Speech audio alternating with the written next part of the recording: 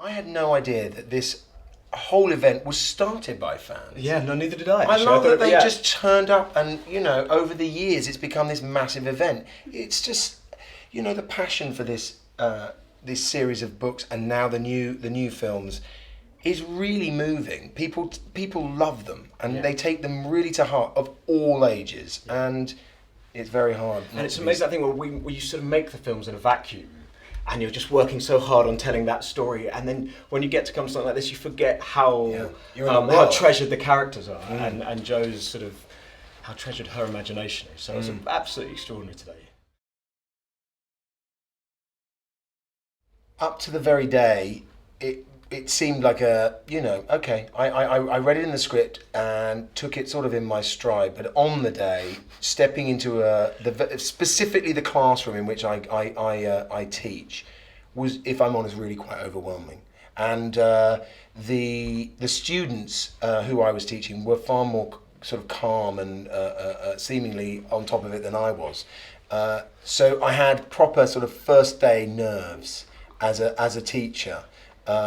Which I hope you don't see in the film, but it was wonderful. And of course, Hogwarts actually, in reality, is created in different places. So there's a location out near Bath. There are sets that they build, and so in a way, what's really wonderful is a reminder that Hogwarts is this sort of, it belongs in our fantasy. It belongs, we create it, and so for me to see it in the trailer is just as exciting as it is for everyone else. I was a bit upset that young Newt gets to go, so lovely Josh, who plays the younger version of me, got to go, but I didn't, so I may have stolen into the sets just to go and hang around, just to linger.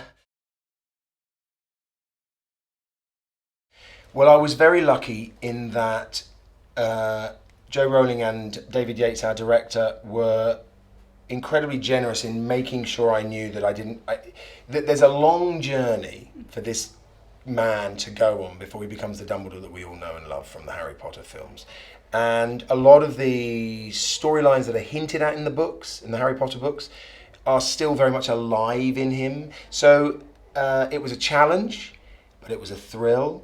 And as I think the reason everyone loves Dumbledore is because of his kind of, mercurial and mischievous and humorous approach to life, and so those are elements of a character that is for an actor really rewarding to play. He's so good. He's got that down pat. The mercurial thing. And you had quite a. I mean, you see moments that he didn't really fit in then in the way that he hasn't really ever sort of fitted in, but I think Dumbledore saw in him the fact that he's his own person and he's a passionate kid, and they kind of bond over that really. But you certainly the glimpses you get of Newt in Hogwarts in this film, he's certainly the outsider that and he still has his passion for his creatures. There's a lovely scene which with the young, am I allowed to talk about it? Young Newt and young Lita. The beginning of it's lovely. You suddenly see how it germinated. This young student with these little creatures in bottles, and you suddenly realise that, of course, that passion was there when he was a child. He learned from his mum. His mum bred hippogriffs. Yeah. Is that where it comes from? Yeah. Oh. You all want to go there. Yeah. Who wouldn't?